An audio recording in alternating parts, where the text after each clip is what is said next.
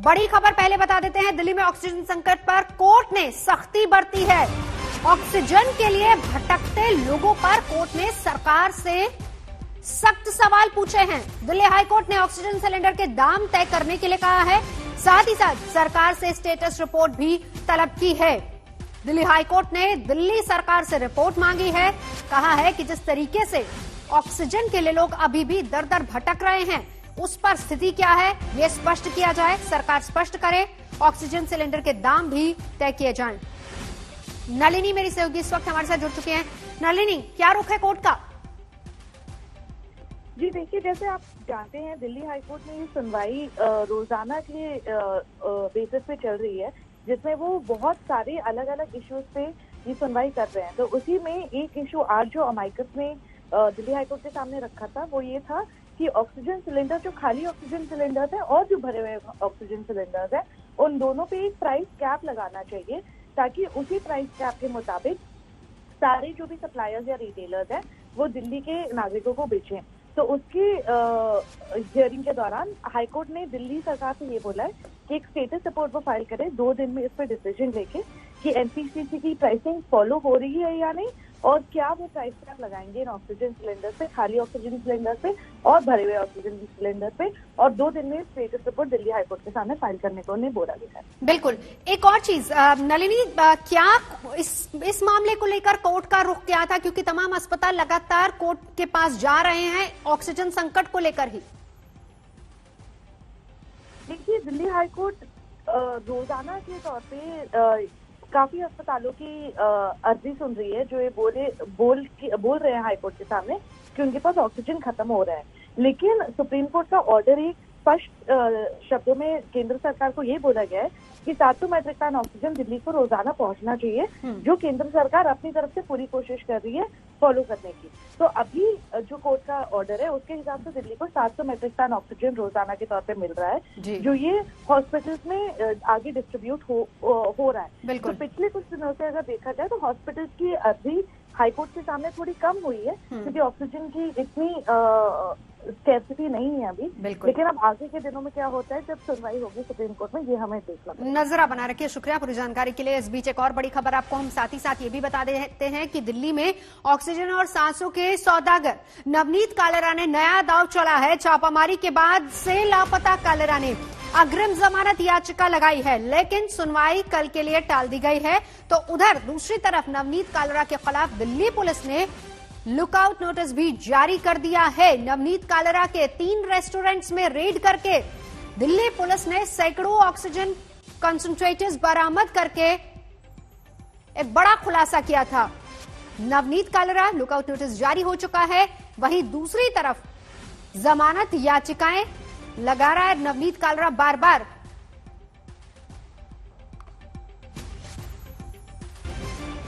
Khan market के अपने restaurant से ऑक्सीजन कॉन्सेंट्रेटर की कालाबाजारी करने वाला नवनीत कालेरा अंडरग्राउंड हो चुका है। क्राइम ब्रांच की टीम नवनीत कालेरा को तलाश रही है। इस वक्त हम नवनीत कालेरा के इस फार्म हाउस पर मौजूद हैं, जहां पर दिल्ली पुलिस की एक टीम आई थी तलाश करने के लिए। छतरपुर के गदईपुर इलाके में ये जो कालेरा का आलीशान फार्म हाउस है, यहां पर दिल्ली पुलिस की टीम आई थी, लेकिन उसके पहले ही जब रेड की जानकारी मिली थी तभी नवनीत कालेरा इस फार्म हाउस से अपनी 2 लग्जरी कार के साथ बैठकर परिवार समेत फरार हो गया था। यहां तक कि ड्राइवर को भी नहीं लेकर गया था। जो हमें जानकारी मिली उसके मुताबिक रेंज रोवर और थार 2 गाड़ियां नवनीत कालेरा के साथ निकली थी। अपना मोबाइल फोन वो स्विच ऑफ कर चुका है। दिल्ली पुलिस उसकी तलाश कर रही है। उसके रेस्टोरेंट से कई ऑक्सीजन जो कॉन्सेंट्रेटर है वो रिकवर हुआ था। दिल्ली पुलिस का कहना है कि 5 लीटर का ऑक्सीजन कॉन्सेंट्रेटर 16,000 में मिलता था, जिसको 50,000 में बेच रहा था। 9,000 का कॉन्सेंट्रेटर नवनीत कालेरा और गगन दुग्गल को 20,000 रुपए मिलता था, लेकिन उसको 60 से 70,000 रुपए में बेच रहे थे। ये बेहद आलीशान और यहाँ पर पेस्ट्री की पार्टियां भी होती हैं। कई सेलिब्रिटीज भी इस फार्म हाउस पे आते हैं। छतरपुर के सुल्तानपुर इलाके में मौजूद हूं और हमारे पीछे अगर आप ये देखें तो ये मैट्रिक्स का जो फार्म हाउस है वो फार्म हाउस है और यहीं से दिल्ली पुलिस ने रेड के दौरान 387 ऑक्सीजन कॉन्सेंट्रेटर रिकवर किया था। मैं जरा आपको दिखाना चाहूंगा, ये अगर आप देखेंगे तो बाकायदा जो ये बोर्ड है, इस बोर्ड पर लिखा हुआ है Matrix Cellular International Service Limited. Matrix Cellular International Service जो लिमिटेड है वो है गगन दुग्गल की कंपनी, और जो गगन दुग्गल है वो ऑक्सीजन कॉन्सेंट्रेटर मंगा रहे थे, जबकि नवनीत कालरा अपने रेस्टोरेंट के जरिए उस ऑक्सीजन कॉन्सेंट्रेटर को दुगने तिगुने दाम पे बेच रहा था, ऐसा दिल्ली पुलिस का कहना है। जरा आप ये देखिए कि कितना आलीशान जो ये फार्म हाउस है, मैट्रिक का फार्म हाउस है। इसी फार्म हाउस में काफी ज्यादा जो ऑक्सीजन कॉन्सेंट्रेटर है वो जमा करके रखे गए थे, ताकि जब डिमांड बढ़े तो फिर जो उसकी कालाबाजारी है वो की जा सके। गगन दुग्गल फिलहाल लंदन में मौजूद है, लेकिन ये मैट्रिक्स का फार्म हाउस है। हमने यहाँ कुछ लोगों से बात करने की भी कोशिश की, लेकिन वो कैमरे के सामने आने से इनकार कर रहे हैं। लेकिन यहाँ पर दिल्ली पुलिस की जब रेड हुई थी तो उस दौरान गार्ड भी मौजूद थे। हम उनसे बात करते हैं। भाई साहब, ये रेड तो पड़ी थी ना, यहाँ पर दिल्ली पुलिस आई थी ना? ऐसा मेरी आज ड्यूटी आई है यहाँ, मैं पहले नहीं था, मैं आज सुबह मॉर्निंग में 8 बजे ड्यूटी आया। अच्छा, लेकिन जानकारी तो मिली थी ना दिल्ली पुलिस ने आई थी? मुझे जानकारी नहीं था। अभी तो आप कैमरे के सामने बोल रहे थे कि दिल्ली, ऑफ द रिकॉर्ड तो बोल रहे थे कि दिल्ली पुलिस आई थी। नहीं, दूसरे गार्ड तो नहीं बोला, और किसी ने बोला हो और मैं नहीं जानता हूँ सर। दिल्ली पुलिस यहाँ नहीं आई थी? मेरे सामने नहीं आई सर, जो मैं आपको बोल रहा हूँ। आपके सामने नहीं आई थी, लेकिन किसी गार्ड ने तो बताया होगा ना? नहीं, मुझे किसी ने नहीं बताया। देखिए, ये जो गार्ड है वो कैमरे के सामने तो नहीं बोल रहे हैं, लेकिन वैसे बताया इन्होंने।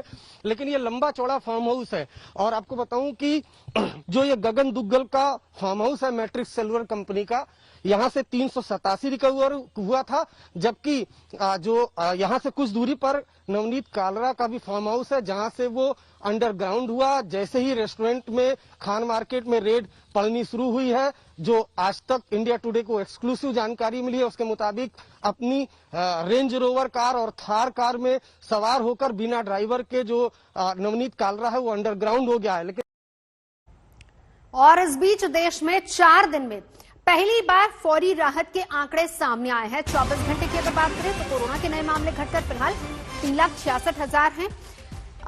कुल मौत का आंकड़ा भी थोड़ा कम हुआ है, 3700 के करीब है। हाल के दिनों में 24 घंटे का आंकड़ा जो दिख रहा था, किस तरीके से नए केस 4 लाख के पार चले गए थे, लेकिन आज जो ये आंकड़ा सामने आया है वो एक राहत भी है। दिल्ली, मुंबई और दक्षिण राज्यों में जारी कहर लगातार चिंता की लकीरें भी पैदा करती, लेकिन इस बीच दिल्ली और यूपी में लॉकडाउन है, सख्त पाबंदियां। इसके अलावा बहुत सारे ऐसे राज्य हैं जहां पर, दक्षिण के राज्य खासतौर पर, जहां पर लॉकडाउन है। इस बीच हम आपको सीधा लिए चलते हैं संबित पात्रा की प्रेस कॉन्फ्रेंस में। Gauba. He told me, tell me what you want. I said we have to import oxygen into the state. I told him that we can't manufacture oxygen at such short notice and that the turnaround time for the oxygen coming from Haldia was around 8 days. I worked under Gauba. उसके बाद बहुत कुछ कहते हैं, बाद में वो कहते हैं तुरंत जैसे ही मैंने उनको कहा, उन्होंने वो सारे ऑक्सीजन को मुहैया कराया और महाराष्ट्र तत्क्षणात भेजा। 15 से 20 सेकंड के अंदर, एसओएस के 20 सेकंड के अंदर केंद्रीय सरकार जिस प्रकार से काम करके महाराष्ट्र को ऑक्सीजन भेजना। और यहां आप देख सकते हैं, एक प्रश्न उनसे पूछा गया है, what do you think of the centres oxygen allocation. यहां पर खुद इकबाल जी कहते हैं, जो कमिश्नर हैं, let me answer this question in very strong manner. The government of India should not be blamed at all. If anybody has to be blamed, it is the states. वो खुद कहते हैं इकबाल जी, इसमें आप केंद्र की राजनीति को, केंद्र के सरकार को मत घसीटिए। इसमें अगर किसी का दोष है तो ये राज्यों का है, राज्यों से सवाल पूछिए। देखिए, एक तरह यहां आज एक सेंट्रल फिगर, एक हीरो जिसने इस लड़ाई को लड़ा है, वो मानते हैं कि केंद्र का क्या रोल रहा है। और दूसरी तरफ मित्रों, आज बहुत दुख के साथ मुझे कहना पड़ रहा है कि आप टीवी ऑन करिए तो अरविंद केजरीवाल जी जिस प्रकार से लगातार टीवी में रहते हैं, जिस प्रकार से लगातार लोगों को भ्रमित करने का काम कर रहे हैं, लगातार झूठ बोलने का काम कर रहे हैं। इस प्रेस कॉन्फ्रेंस को आपके सामने करने का बिल्कुल हमारा कोई उद्देश्य नहीं था। हम नहीं चाहते थे कि किसी प्रकार की यहां तू अच्छा है, मैं अच्छा हूं, इस प्रकार की राजनीति हो, तू मैं की राजनीति हम नहीं चाहते। मगर हर दिन अगर देश को, दिल्ली को भ्रमित किया जाएगा तो स्वाभाविक है, we will also come up with facts. हम भी सच्चाई को रखेंगे। हम भी पूछेंगे, अरविंद केजरीवाल जी, आप वैक्सीन के विषय में 26 तारीख को, आज से कुछ दिनों पहले 26 अप्रैल 2021 को, मैं वो वीडियो भी अंत में दिखाऊंगा आपको, अरविंद केजरीवाल जी ने प्रेस कॉन्फ्रेंस करके क्या कहा था। अरविंद केजरीवाल जी प्रेस कॉन्फ्रेंस करते हैं और केजरीवाल जी कहते हैं कि हम 1,34,00,000 वैक्सीन के लिए ऑर्डर देने वाले हैं, ये मंजूरी हो गई है, दिल्ली सरकार ने ये मंजूरी दे दी है। और चारों तरफ वाहवाही शुरू हो जाती है। देखिए अरविंद केजरीवाल जी कितने प्रोएक्टिव चीफ मिनिस्टर हैं, समय रहते उन्होंने ऑर्डर भी दे दिया है। 1 करोड़, और कोई छोटा मोटा नहीं, 1,34,00,000 वैक्सीन के लिए ऑर्डर दे दिया है। लगभग 1400 करोड़ का है ये, 1,34,00,000 वैक्सीन, इसका ऑर्डर उन्होंने ऑलरेडी प्लेस कर दिया है और यथाशीघ्र ये वैक्सीन आ जाएगा। और आज वो कह रहे हैं हमारे पास कुछ नहीं है। सिसोदिया जी उसके बाद प्रेस कॉन्फ्रेंस करते हैं, कहते हैं कि हमने तो कोई ऑर्डर नहीं दिया है। और मैं आज डॉक्यूमेंट लेके आया हूं जो दिखाना चाहता हूं कितना ऑर्डर टोटल प्लेस किया है दिल्ली सरकार ने, other than government of India channel, जो भारत सरकार जो देती है मुफ्त में, उसके बाहर कुल मिलाकर के 5.5 लाख, 4 लाख कोविशील्ड और 1,50,000, 1.5 लाख कोवैक्सीन, कुल मिलाकर के 5.5 लाख वैक्सीन का ऑर्डर अरविंद केजरीवाल जी ने प्लेस किया है। सोचिए 5.5 लाख का वैक्सीन का ऑर्डर प्लेस करते हैं और टीवी में आकर ऐसे एकदम भोला मासूम चेहरा बना करके कि 1,34,00,000 हमने पारित कर दिया है, जी हम आपको दे देंगे, घर घर जाके वैक्सीन दे देंगे। ये इस प्रकार की राजनीति अच्छी बात नहीं है। हकीकत रखिए आप जनता के साथ। अब देखिए वैक्सीन की स्थिति में दिल्ली को किस प्रकार से भ्रमित किया गया, मैं आपके सामने रखना चाहूंगा। जब पहला फेज और दूसरा फेज खुला, जिसमें पहले फेज में जो हेल्थ केयर वर्कर्स को मिलना था वैक्सीन, और बाकी बाद के फेज में किस प्रकार से 60 साल के और कोमॉर्बिड और 45 साल से ऊपर के, उसमें जो हेल्थ केयर वर्कर थे उनका जो फर्स्ट डोज कवरेज था वो मात्र 77.67% दिल्ली में ये डोज दिया गया था। Health care worker second dose coverage, आपको जान के बड़ा कष्ट होगा, तकलीफ होगा कि ओनली 53%, केवल लगभग 50% लोगों को ही दिया गया। क्यों? उस समय रोज आपको प्रेस कॉन्फ्रेंस करना था, लोगों को बाहर निकालना था, उस समय रोज कहना था कि प्लीज गेट वैक्सीनेटेड, उस समय आपने कहा भी नहीं। और केवल 53% लोगों को, जो हेल्थ केयर वर्कर्स थे, हमारे फ्रंट लाइन वर्कर हैं, उनको सेकेंड डोज मिला।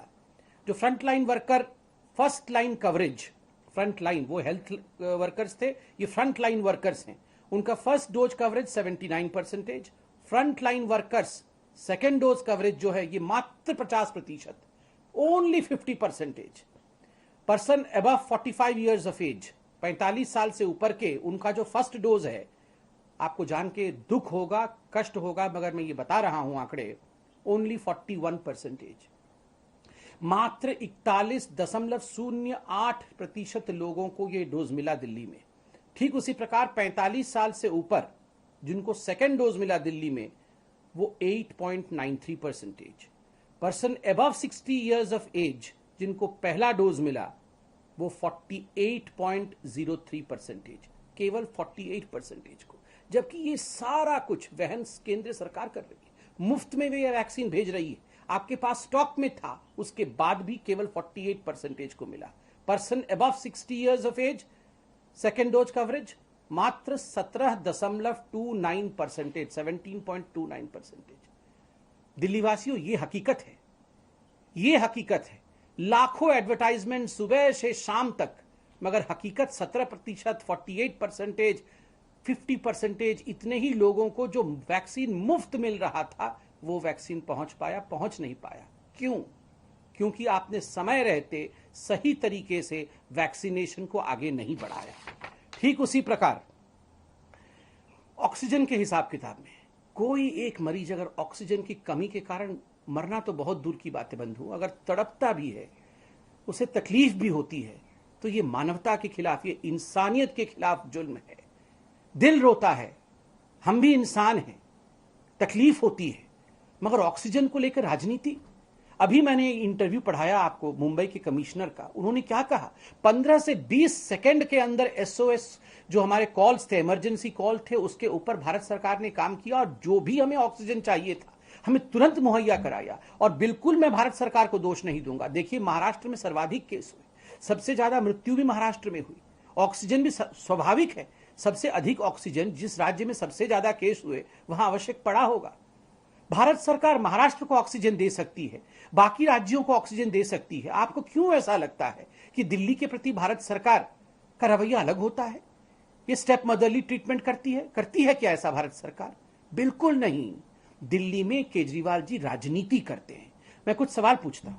अरविंद जी, 6 मई, आज से 3 दिन पहले 6 मई 2021 को अरविंद केजरीवाल जी, आप सबने दिखाया टीवी पे भी, एक चिट्ठी जारी करते हैं और कहते हैं कि हमें आपने 730 मेट्रिक टन ऑक्सीजन दे दिया, बहुत बहुत धन्यवाद मोदी जी, आप जो हमने मांगा था वो आपने हमको दे दिया। और चिट्ठी लिखा, आपने देखा भी, उन्होंने धन्यवाद भी किया था, ट्वीट भी किया था। चंद मिनटों के बाद उनके प्रवक्ता, उनके विधायक और ये पूरा जो मैनेजमेंट देख रहे हैं दिल्ली में कोविड के, वैसे राघव चड्ढा जी ऑक्सीजन बुलेटिन जारी करते हैं और ऑक्सीजन बुलेटिन जारी करके कहते हैं हमारी आवश्यकता, दिल्ली की आवश्यकता तो 976 मेट्रिक टन है और आपूर्ति केवल 59% ही हुई है, बाकी आपूर्ति नहीं हुई। 4 मिनट पहले केजरीवाल जी कहते हैं कि बहुत बहुत धन्यवाद, 730 मेट्रिक टन हमारी आवश्यकता थी, आपने दे दिया जी। और उसके बाद राघव चड्ढा जी कहते हैं कि ऑक्सीजन बुलेटिन में कि 976 मेट्रिक टन हमारी आवश्यकता है और हमें केवल 59% दिया। आप बताइए, कैलकुलेशन उनके घर के लोग ही नहीं कर पा रहे हैं। और ये जो कैलकुलेशन में गड़बड़ी हो रही है, ये जो ऑक्सीजन ऑडिट नहीं कराना चाहते हैं दिल्ली सरकार के लोग, ये जो क्रायोजेनिक टैंकर समय पर उन्होंने इश्तिहार नहीं दिया और प्रोक्योर नहीं किया, बाकी राज्य आज भुगत रहे हैं। आज मैं अखबार में पढ़ रहा था, आप सबने पढ़ा होगा, हरियाणा ने गुहार लगा के उधार में ऑक्सीजन लिया है दिल्ली से, उधार में लिया है। बाकी राज्यों को उधार में ऑक्सीजन लेना पड़ रहा है दिल्ली से, क्योंकि दिल्ली के जो मैनेजर्स हैं, दिल्ली की जो सरकार है, वो मैनेजमेंट नहीं कर पा रही है, ना तो हिसाब कर पा रही है, ना मैनेजमेंट कर पा रही है। और आपने देखा होगा 2 दिन पहले एक बहुत बड़े अखबार ने the 5 points where Delhi failed, इसमें पूरा हिसाब दिया था कहां कहां दिल्ली की सरकार फेल की है। आप देख सकते हैं उसमें एक बहुत महत्वपूर्ण ट्रांसपोर्टर के साथ उन्होंने इंटरव्यू भी छापा था। उस ट्रांसपोर्टर ने कहा, मुझे भारतवर्ष के सभी मुख्यमंत्रियों के ऑर्डर मिल गए थे समय रहते कि आप हमें क्रायोजेनिक टैंकर दीजिए, आप हमें टैंकर दीजिए और इतने टैंकर के पैसे आप अभी से एडवांस में लीजिए। और केजरीवाल जी के अर्थात दिल्ली सरकार का लास्ट में आया, क्योंकि वो तो बिजी थे, एडवर्टाइजमेंट करने में बिजी थे। और मैं तो एडवर्टाइजमेंट का पेपर भी लेके आया हूं। आपको विश्वास नहीं होगा कितने कितने करोड़ों रुपए ये एडवर्टाइजमेंट पे खर्च करते हैं। आपने 809 करोड़ रुपए, मैं अभी दिखाऊंगा, वो कागज रखा हुआ है, आपने एडवर्टाइजमेंट के लिए सारे पैसे खर्च कर दिए। मगर ये आरटीआई देखिए। संबित पात्रा प्रेस कॉन्फ्रेंस कर रहे थे, किस तरीके से सियासत हो रही है ऑक्सीजन और कोरोना के मामलों को लेकर। इस बीच एक बड़ी खबर आपको बता दें कि ममता बनर्जी के 43 मंत्रियों ने आज कैबिनेट मंत्री की शपथ ली है और साथ ही साथ शुभेंदु अधिकारी विपक्ष के नेता बने हैं। बंगाल में ममता के मंत्रियों ने आज शपथ ली है। शुभेंदु अधिकारी को विपक्ष का नेता बनाया गया बीजेपी की तरफ से। और इन सब के बीच आज एक बड़ा आरोप जो कि राज्यपाल ने भी लगाया है कि लॉ एंड ऑर्डर की सिचुएशन को लेकर एक बार फिर से सवाल उठाए। I have got reports that people are being made to pay amounts for carrying out their normal business. Extra legal mechanism has overtaken the situation, and state apparatus is yet to take tangible steps. It's really bothering me. All is well, feel good factor, there is no violence. Situation is on the ground otherwise. যেহেতু BJP ITC তার 30টা দেশে RSS আছে, সেখানে পাঠিয়ে দিচ্ছে বাংলায়। বাংলায় কিছু হয়নি, বাংলা শান্ত আছে। ইলেকশন একটা গভর্নমেন্ট ভোট নেওয়ার 24 ঘন্টার মধ্যে সেন্ট্রাল টিম যারা পাঠিয়ে দেয় তাদের কি মিনিমাম সৌজন্যতা আছে? মিনিমাম সৌজন্যতা আছে? এত বড় ম্যান্ডেট নিয়ে ল্যান্ডস্লাইড ভিক্টি নিয়ে একটা গভর্নমেন্ট এসছে, law and order state subject, কেন সেন্ট্রাল টিম এসে এলাকায় গিয়ে উত্তেজনা ছড়াবে? কেন ছড়াবে? ঠিক আছে, তারা এসছে, চিফ সেক্রেটারি মিটিং করেছে, কথা বলে নিয়েছে, ইটস ওকে। এখানে ওখানে বিজেপি বাড়ি বাড়ি গিয়ে ঘুরে বেড়াচ্ছে কেন? वैक्सीन के लिए लंबी लाइन है, लोगों को अपनी बारी का इंतजार है, लेकिन दिल्ली में वैक्सीन पर सियासत भरपूर हो रही है। बीजेपी ने केजरीवाल के उस दावे को झूठा करार दिया है जहां टीके की बात कही गई। हम किसी पे कोई भी किसी पे एहसान नहीं करा, हम सबके अपने लोगों के स्वास्थ्य की और जिंदगी की बात है। इस लॉकडाउन के पीरियड को हमने संसाधन हेल्थ इंफ्रास्ट्रक्चर को और मजबूत करने के लिए इस्तेमाल किया। कई जगह नए ऑक्सीजन बेड्स तैयार किए गए। सबसे बड़ी दिक्कत दिल्ली में ऑक्सीजन की आई है।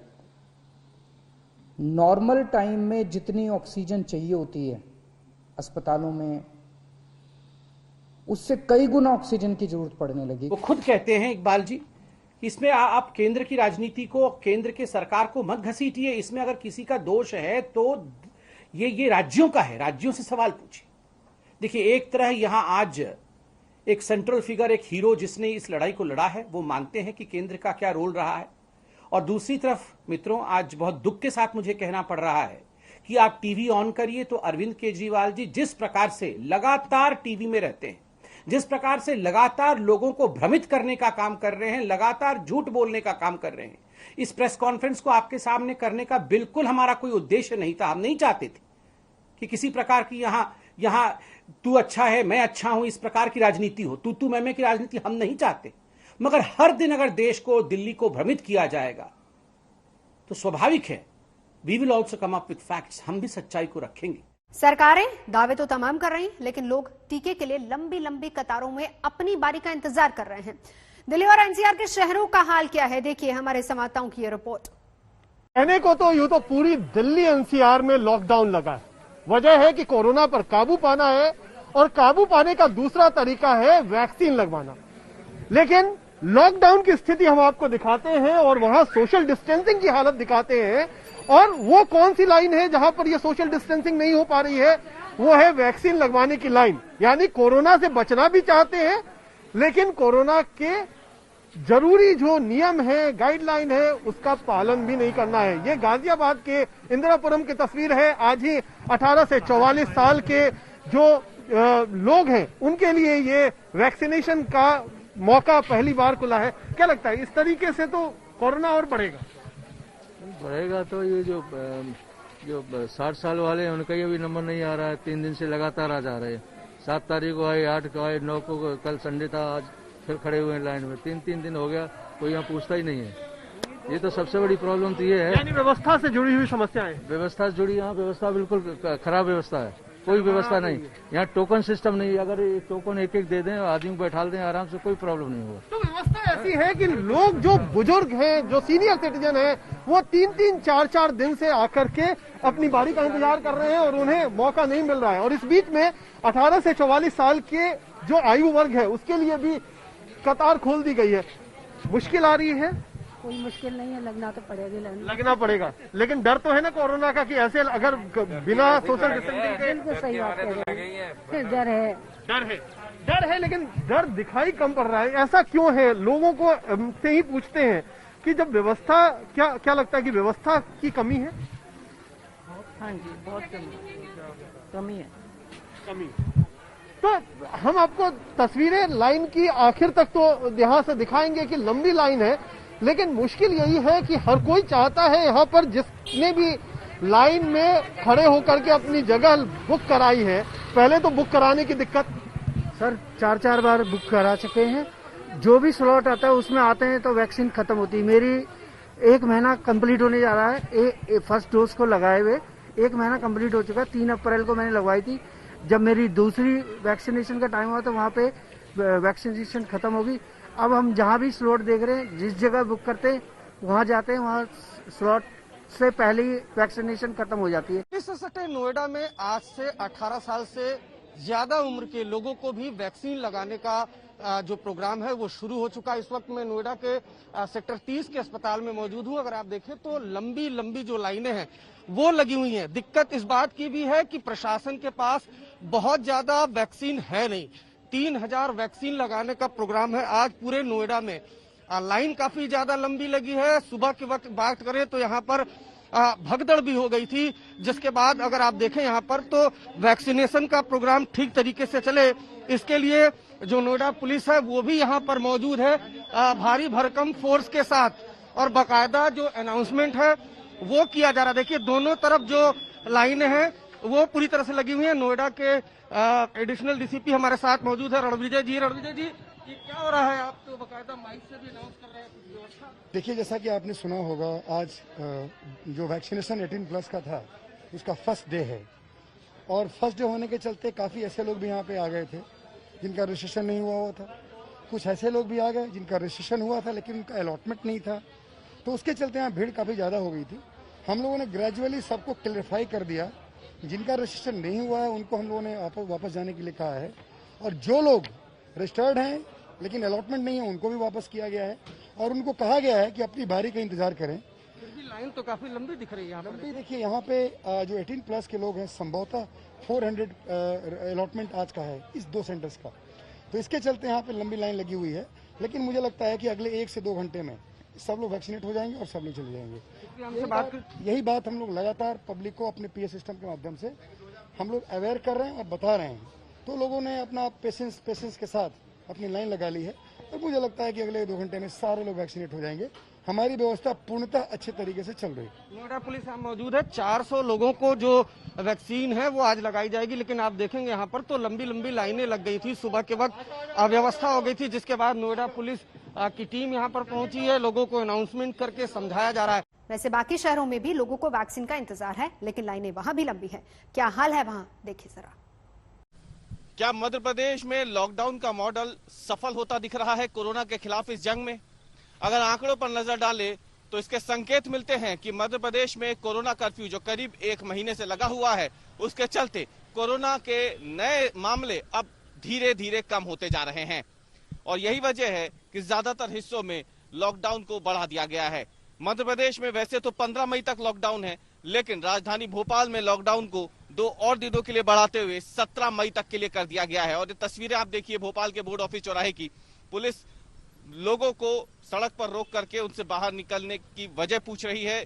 जिनके पास बाहर निकलने की कोई खास वजह नहीं है उन्हें रोका जा रहा है, और ये तस्वीरें साफ इशारा कर रही है कि किस तरीके से अब मध्य प्रदेश में लॉकडाउन का ये जो मॉडल है अब पूरी तरीके से अपनाया जा रहा है। कोशिश यही है कि संक्रमण की चेन टूटे, क्योंकि मध्य प्रदेश में बीते 24 घंटों के दौरान 11,000 नए मामले सामने आए हैं कोरोना के, और जो मरने वालों की संख्या है वो भी धीरे धीरे कम होती जा रही है।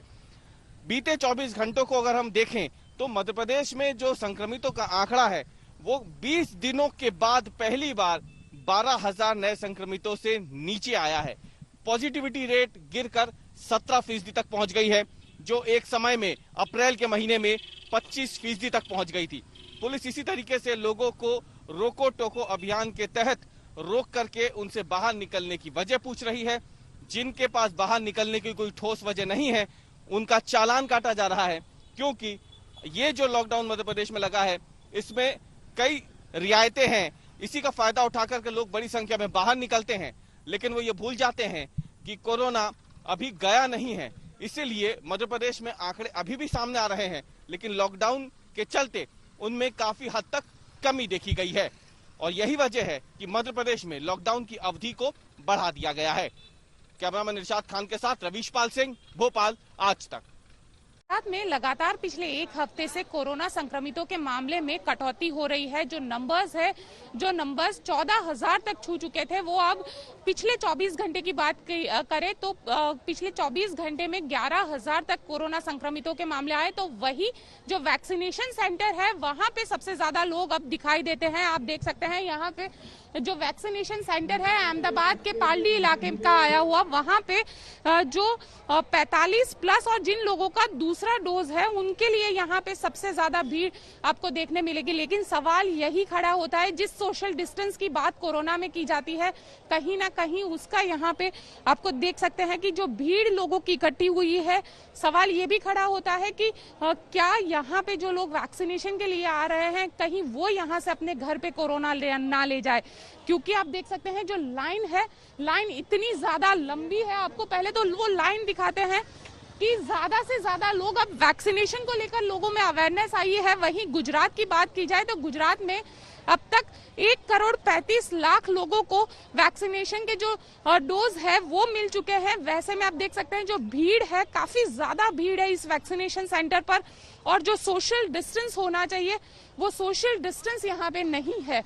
तो कहीं ना कहीं सवाल ये भी खड़ा होता है कि वैक्सीन के जरिए एक और जहां हम कोरोना को खत्म करने की बात कर रहे हैं, तो वही जो लोग वैक्सीनेशन सेंटर पर पहुंच रहे हैं जिनको वैक्सीन लेनी है ताकि कोरोना ना हो, कहीं जो वैक्सीनेशन सेंटर है वही कोरोना का जो सुपर स्प्रेडर सेंटर है वो ना बन जाए। कैमरामैन उज्जवल ओझा के साथ गोपी घांगर, अहमदाबाद, आज तक। उत्तर प्रदेश में 18 से 44 वर्ष की आयु के लोगों के टीकाकरण के तीसरे चरण में कुल 11 नए जिलों को जोड़ा गया है, जहां पर अब ये वैक्सीनेशन का कार्यक्रम चलाया जा रहा है। कुल 18 जिलों में उत्तर प्रदेश के इन जिलों में ये कार्यक्रम शुरू हो चुका है। लगातार सरकार की कोशिश है कि ज्यादा से ज्यादा इस वैक्सीनेशन को बढ़ाया जाए, लेकिन उसके साथ ही साथ सरकार के आगे चुनौती ये भी है कि तमाम जिलों तक पहुंचाने में लोगों का भी जो रुझान है वो बड़ी संख्या में अब दिखाई दे रहा है। प्रदेश में कुल 362 केंद्रों पर 56,800 युवाओं को टीका लगाने का लक्ष्य रखा गया है। जो नए 11 जिले इसमें शामिल किए गए हैं उसमें आगरा, अलीगढ़, अयोध्या, फिरोजाबाद, गाजियाबाद, झांसी, मथुरा, मुरादाबाद, सहारनपुर, शाहजहांपुर और गौतम बुद्ध नगर हैं। इसके अलावा यूपी के 7 बड़े जिले जहां पर संक्रमण ज्यादा था वहां ये वैक्सीनेशन पहले से ही जारी है। इसके साथ ही सरकार ने इसको बढ़ाने की प्रक्रिया को शुरू कर दिया है। एक और चुनौती जो बाकी जिलों में ज्यादा देखने को मिल रही वो है लोगों की संख्या। बड़ी संख्या में लोग अब केंद्रों पर पहुंच रहे हैं और खासतौर पर दिल्ली में जिन्हें वैक्सीन नहीं मिल पा रही वो उत्तर प्रदेश के नोएडा और गाजियाबाद में वैक्सीन लगवाना चाहते हैं। हालांकि नेशनल हेल्थ मिशन की तरफ से जो एडवाइजरी जारी की गई उसके मुताबिक उत्तर प्रदेश के रहवासी ही अपने आईडी प्रूफ के आधार पर उत्तर प्रदेश में ये टीका लगवा पाएंगे। लेकिन जिस तरीके से लगातार सरकार ने इसे बढ़ाने की कोशिश की है, वहीं यूपी में अब 18 जिलों में 18 से 44 वर्ष की आयु के लोगों के टीकाकरण के साथ सरकार आने वाले दिनों में और भी जिलों में इसे बढ़ाने की कोशिश कर रही है। हालांकि अभी भी कई केंद्रों पर लंबी लंबी लाइनें दिखाई देती हैं जहां लोगों को अभी भी इस टीके का इंतजार है।